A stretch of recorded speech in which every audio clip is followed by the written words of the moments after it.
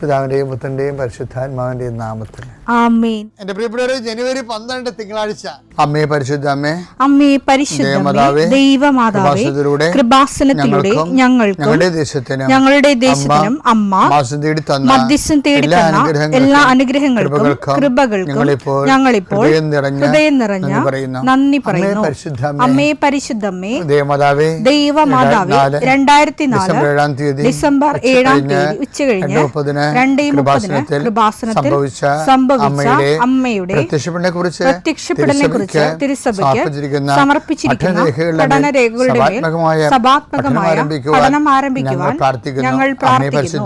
അമ്മേ പരിശുദ്ധമേ, ഭൂസ്വർലോകങ്ങളുടെ രാജ്ഞിയായ അങ്ങേയ്ക്ക് ഭൗമസംരക്ഷണത്തിനായി പ്രപഞ്ചപ്രകൃതിയെ തന്നെ തിരുസഭ പ്രതിഷ്ഠിക്കുവാൻ ഈ പ്രത്യക്ഷീകരണം വഴി ഇടയാക്കണമേ. പരിശുദ്ധമേ, ജപമാല മാതാവേ, സകല കൃപാസനം പ്രാർത്ഥനയോടും ചേർത്ത് ഞങ്ങളിപ്പോൾ പ്രാർത്ഥിക്കുന്ന ഈ കുടുംബത്തിന്റെ പ്രത്യേക നിയോഗം പറ മക്കളെ.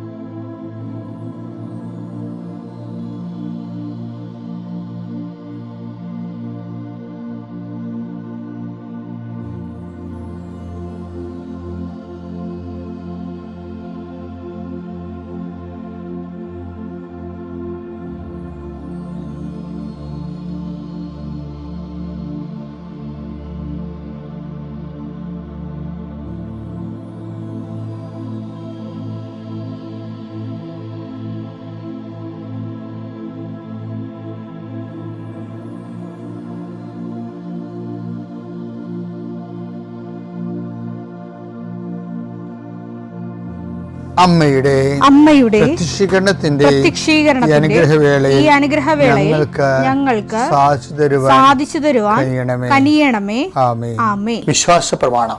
സർവശക്തനായ പിതാവും ആകാശത്തിന്റെയും ഭൂമിയുടെയും സൃഷ്ടാവുമായ ദൈവത്തിൽ ഞാൻ വിശ്വസിക്കുന്നു. അവിടുത്തെ ഏകപുത്രനും ഞങ്ങളുടെ കർത്താവുമായ ഈശോമിശിഹായിലും ഞാൻ വിശ്വസിക്കുന്നു. ഈ പുത്രൻ പരിശുദ്ധാത്മാവിനാൽ ഗർഭസ്ഥനായി കന്യകാമറിയത്തിൽ നിന്ന് പിറന്ന് പൊന്തിയോസ് പീലാത്തോസിന്റെ കാലത്ത് പീഡകൾ സഹിച്ച് കുരിശിൽ തറയ്ക്കപ്പെട്ട് മരിച്ച് അടക്കപ്പെട്ട് പാതാളങ്ങളിൽ ഇറങ്ങി മരിച്ചവരുടെ ഇടയിൽ നിന്ന് 3-ാം നാൾ ഉയർത്ത് സ്വർഗത്തിലേക്ക് എഴുന്നള്ളി സർവശക്തിയുള്ള പിതാവായ ദൈവത്തിന്റെ വലതുഭാഗത്തിരിക്കുന്നു. അവിടെ നിന്ന് ജീവിക്കുന്നവരെയും മരിച്ചവരെയും വിധിക്കുവാൻ വരുമെന്നും ഞാൻ വിശ്വസിക്കുന്നു. പരിശുദ്ധാത്മാവിലും ഞാൻ വിശ്വസിക്കുന്നു. വിശുദ്ധ കത്തോലിക്കാ സഭയിലും പുണ്യവാന്മാരുടെ ഐക്യത്തിലും പാപങ്ങളുടെ മോചനത്തിലും ശരീരത്തിന്റെ ഉയർപ്പിലും നിത്യമായ ജീവിതത്തിലും ഞാൻ വിശ്വസിക്കുന്നു. ആമേൻ. സുഖസ്ഥനായ ഞങ്ങളുടെ പിതാവേ, അങ്ങയുടെ നാമം പൂജിതമാകണമേ. അങ്ങയുടെ രാജ്യം വരണമേ. അങ്ങയുടെ തിരുമനസ് സ്വർഗത്തിലെ പോലെ ഭൂമിയിലും ആകണമേ. അന്നു വേണ്ടുന്ന ആഹാരം ഇന്ന് ഞങ്ങൾക്ക് തരണമേ. ഞങ്ങളോട് തെറ്റ് ചെയ്യുന്നവരോട് ഞങ്ങൾ ക്ഷമിക്കുന്നത് പോലെ ഞങ്ങളുടെ തെറ്റുകൾ ഞങ്ങളോടും ക്ഷമിക്കണമേ. ഞങ്ങളെ പ്രലോഭനത്തിൽ ഉൾപ്പെടുത്തരുതേ, തിന്മയിൽ ഞങ്ങൾ രക്ഷിക്കണമേ. ആമേൻ. നന്മ നിറഞ്ഞ മറിയമേ, സ്വസ്തി. കർത്താവ് അങ്ങയുടെ കൂടെ സ്ത്രീകളിൽ അങ്ങ് അനുഗ്രഹിക്കപ്പെട്ടവളാകുന്നു. അങ്ങയുടെ ഉദരത്തിൻ ഫലമായി ഈശോ അനുഗ്രഹിക്കപ്പെട്ടവനാകുന്നു. പരിശുദ്ധ മറിയമേ, തമ്പുരാന്റെ അമ്മേ, പാപികളായ ഞങ്ങൾക്ക് വേണ്ടി ഇപ്പോഴും ഞങ്ങളുടെ മരണസമയത്തും തമ്പുരാനോട് അപേക്ഷിക്കണമേ. ആമേൻ. കർത്താവേ, നിന്റെ ഉന്നതമായ നാമത്തിന് സ്വസ്ഥം ചെയ്യുന്നു. കർത്താവേ, നിന്റെ വിശുദ്ധ പൗരോഹിത്യത്തെ മഹത്വപ്പെടുത്തണമേ. 40 വർഷം അടിയൻ അങ്ങയുടെ തിരുസന്നിധിയിൽ അർപ്പിച്ച കൃപാന്റെ യുഗതിയാൽ കൃപാസ്ഥാനത്താരെ ജീവനോടെ പ്രത്യക്ഷപ്പെട്ട അമ്മയുടെ പരിശുദ്ധ അമ്മയുടെ മാധ്യസ്ഥത്തിൽ നടന്ന 10,000-കണക്കിന് ആരാധന ശക്തിയാൽ വർഷാവർഷം ഞങ്ങൾ നടത്തിയ ലക്ഷോപലക്ഷം മനുഷ്യർ പങ്കിട്ട് പ്രാർത്ഥിച്ച ജപമാല ശക്തിയുടെ അടിസ്ഥാനത്തിൽ അങ്ങയുടെ മക്കളുടെ കണ്ണുനീര് ഏറ്റെടുക്കണമേ. ഇന്നത്തെ ദിവസത്തിന് മുഴുവൻ വേദനകളെ, മുഴുവൻ ഭാരങ്ങളെ ഏറ്റെടുക്കണമേ എന്ന് പ്രാർത്ഥിക്കുന്നു. രോഗികളെ അങ്ങ് സുഖപ്പെടുത്തണേ കർത്താവേ. സുഖം പ്രാപിക്കാൻ നീ ആഗ്രഹിക്കുന്നു എന്ന് ചോദിച്ച കർത്താവേ, അങ്ങയ്ക്ക് മനസ്സുണ്ട് എന്നെ സുഖമാക്കാൻ കഴിയുമെന്ന് പറഞ്ഞ കുഷ്ഠരോഗിയുടെ കൂടെ ഞങ്ങൾ പ്രാർത്ഥിക്കുന്നു. എനിക്ക് മനസ്സുണ്ട്, നീ സൗഖ്യമുള്ളവനാവുകയെന്ന് നീ കുഷ്ഠരോഗിയോട് പറഞ്ഞു. വെള്ളമിളകുമ്പോൾ എന്നെ വെള്ളത്തിലേക്ക് എനിക്ക് ആരുമില്ലെന്ന് ബെത്സയിദയിലെ രോഗി പ്രാർത്ഥിക്കുമ്പോൾ ഞാൻ നിനക്കുണ്ടെന്ന് നീ മറുപടി പറഞ്ഞു. ഞങ്ങളുടെ രോഗങ്ങളാണ് അവൻ ഏറ്റെടുത്തത്, പാപങ്ങൾക്ക് വേണ്ടി അവൻ പരിഹാരം ചെയ്തു എന്നുള്ള ചെയ്ത കർത്താവേ, നിന്റെ പേരാണ് ഞങ്ങളുടെ രക്ഷകൻ എന്നുള്ളത്. നിന്റെ രക്ഷയുടെ വലതുകരം ഈ പ്രാർത്ഥന കൂടുന്ന കുടുംബങ്ങളെ മേൽ വെക്കണമേ എന്ന് പ്രാർത്ഥിക്കുന്നു. എൻ്റെ രക്ഷയുടെ ആണിപ്രതാർന്ന അത്ഭുതകരം രോഗങ്ങളെ മേൽ വെക്കണമേ എന്ന് പ്രാർത്ഥിക്കുന്നു. കർത്താവേ, അങ്ങയുടെ മക്കള് ഇന്ന് യാത്ര ചെയ്യുന്ന ഓരോ സ്ഥലങ്ങളും, അങ്ങയുടെ മക്കള് ഇന്ന് ഒപ്പിടുന്ന ഓരോ രേഖകളും, അങ്ങയുടെ മക്കള് ഇന്ന് കൈമാറുന്ന രേഖകള് എല്ലാം നീ ആശീർവദിക്കണേ കർത്താവേ. ഓരോരോ വിഷയങ്ങൾക്ക് വേണ്ടി അങ്ങയുടെ മക്കൾ വേദനിക്കുന്ന വേദനകള്, വ്യക്തികളുടെ ഭീഷണികള്, ഓരോരോ കാര്യങ്ങള്, ടൈം ബൗണ്ടായിട്ട് നടക്കേണ്ട കാര്യങ്ങള്,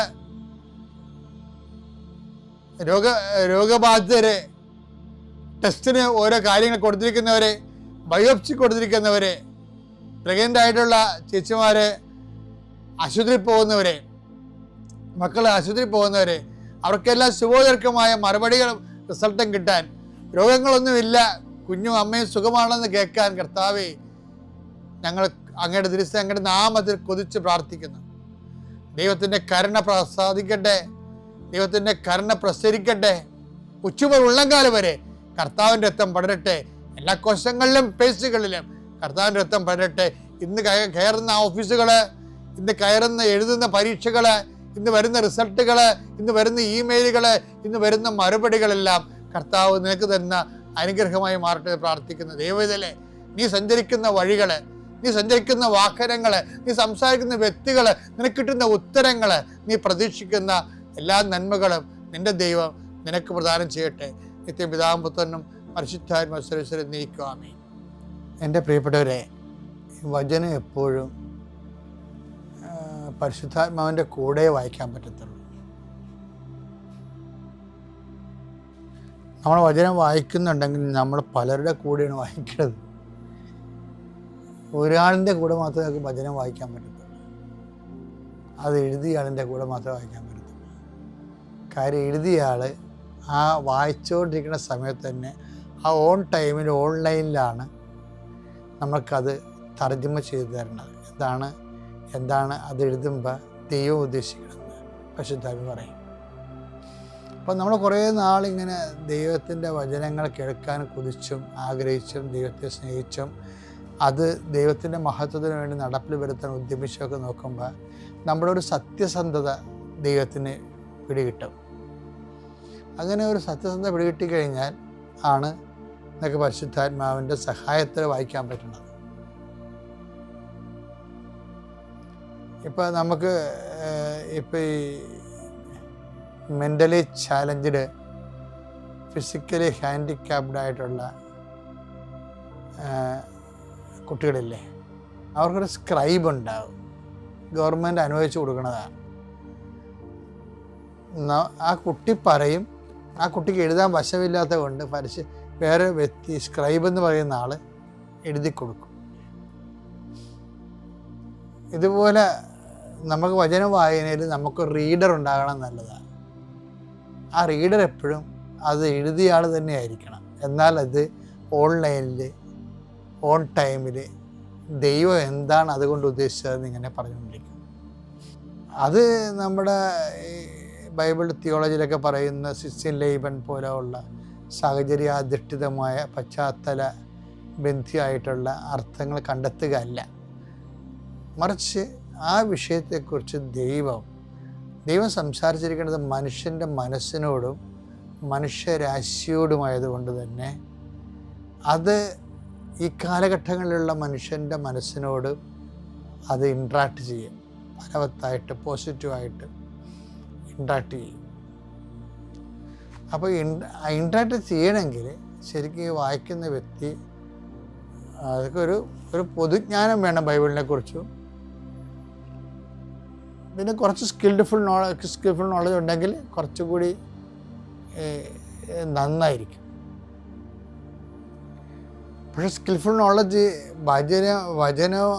വചനവുമായിട്ട് ഇടപഴകുന്നതിന് നമുക്ക് ആവശ്യമായ സ്കിൽഫുൾ നോളജ് ദൈവത്തോടുള്ള സ്നേഹം തന്നെയായിരിക്കണം. അതാണ് വിഷയം. അല്ലാതെ നല്ല ഡോക്ടർ തീസ് എഴുതുന്നതിന് വേണ്ടിയുള്ള ലക്ഷ്യമായി കഴിഞ്ഞാൽ അതൊന്നും ദൈവിക ലക്ഷ്യമായിരുന്നില്ല.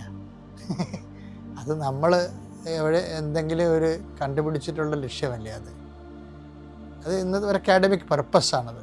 ദൈവത്തിന് അങ്ങനെ അക്കാഡമിക് പർപ്പസൊന്നും ഇല്ലായിരുന്നു. മനുഷ്യൻ്റെ മനസ്സ് രക്ഷപ്പെടണം, ദൈവമായിട്ട് ജീവിക്കണം എന്നുള്ള ഒരു രക്ഷാകരമായ പർപ്പസാണ് ബൈബിളിലുള്ളത്. ആ രക്ഷാകര പർപ്പസ് ബൈബിൾ കൈകാര്യം ചെയ്യുന്ന എല്ലാവർക്കും ഉണ്ടായില്ല എന്നുണ്ടെങ്കിൽ ദൈവം പറഞ്ഞ അതിലായിരിക്കും പറയണത് അവരുടെ അക്കാഡമിക് പ്രൊഫിഷ്യൻസിയിൽ നിന്ന് വരുന്ന ഒരു ലോക ജ്ഞാനമായിരിക്കും വരണം. അതുകൊണ്ട് അത് ലോകജ്ഞാനം ഒരിക്കലും രക്ഷാകരമല്ല. അപ്പം അങ്ങനെ ഒരു വിഷയമുണ്ട്. ശരിയാണ്. ഞാൻ പറഞ്ഞു വരുന്നതിൻ്റെ കാരണം ഇപ്പം കഴിഞ്ഞ ദിവസങ്ങളിൽ ഇപ്പം ഐ ആം ദ ട്രൂത്ത് അങ്ങനെ വചനം ഇല്ല ബൈബിളിൽ. എത്രയോ പ്രാവശ്യം നമ്മൾ കേട്ടിരിക്കണതാണ് ഐ ആം ദ ട്രൂത്ത് എന്ന്. യോഹന്നാൻ 14:6 യേശു പറഞ്ഞു വഴിയും സത്യവും ജീവനും ഞാനാണ്. വഴിയും സത്യവും ജീവനും ഞാനാണ്. അതിൽ ഒരെണ്ണം കർത്താവ് എന്നടുത്ത് എടുത്തു പറഞ്ഞത് സത്യം, ഞാൻ സത്യമാകുന്നു എന്നുള്ളതാണ്. എന്നിട്ട് ഉടനെ പറഞ്ഞു സത്യമായതുകൊണ്ട് തന്നെ എന്നിൽ കള്ളമില്ലെന്ന്. അപ്പം ഞാനത് എൻ്റെ നോട്ട്ബുക്ക് എഴുതി വെച്ചു, എന്നിൽ കള്ളമില്ല എന്ന്. അങ്ങനെ വചനം ബൈബിളിലില്ല. അതിന് പകരം കിടക്കുന്ന വചനം പാരലൽ വഴിയുടെ അതിനേക്കാൾ വലിയ വചനങ്ങൾ എന്നിൽ പാപമില്ലെന്നുള്ളതാണ്. 1 യോഹന്നാൻ 3:5 പാപങ്ങൾ ഏറ്റെടുക്കാൻ വേണ്ടിയാണ് അവൻ പ്രത്യക്ഷനായത് എന്ന് നിങ്ങൾ അറിയുന്നു. അവനിൽ പാപമില്ല. അവന് പാപമില്ല. അതാണ് വിഷയം. അവന് കള്ളമില്ല എന്ന് പറയുന്നതിനേക്കാളും ഷാർപ്പാണ് അവന് പാപമില്ലെന്ന് പറയുന്നത്. അപ്പം ഞാൻ സത്യമാണ്, എന്നിൽ അസത്യമില്ല എന്നതിൻ്റെ അർത്ഥം മനസ്സിലായില്ലേ? സിമ്പിളാ. അതായത് ഞാൻ സത്യമാകുന്നു എന്ന് പറഞ്ഞാൽ അതിൻ്റെ അർത്ഥം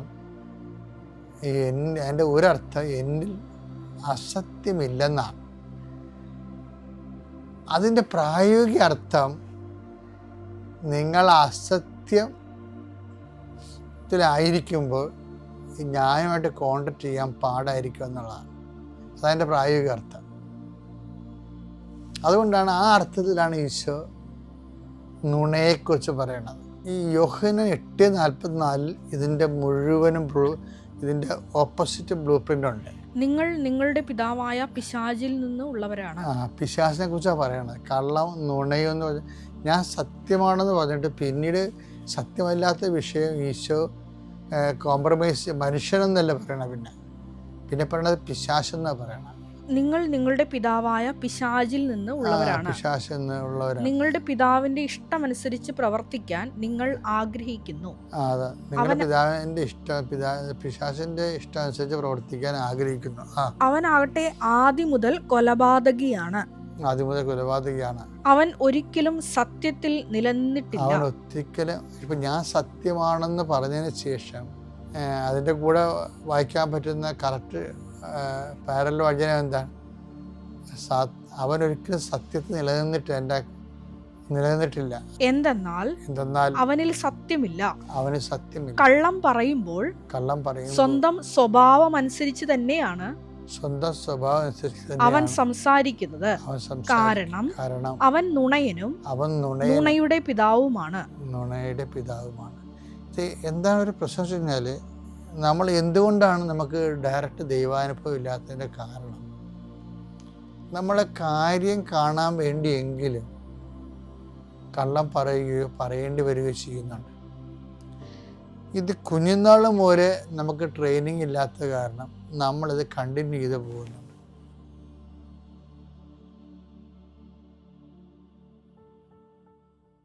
അത്യപൂർവ ദൈവാനുഭവങ്ങൾ ഇനി നിങ്ങൾക്കും സ്വന്തം.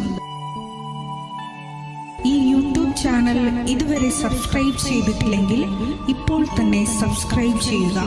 ഈ വീഡിയോ ഇപ്പോൾ തന്നെ നിങ്ങളുടെ സുഹൃത്തുക്കൾക്ക് ഷെയർ ചെയ്തുകൊണ്ട് കർത്താവിൻ്റെ പ്രേക്ഷിതരാകുക.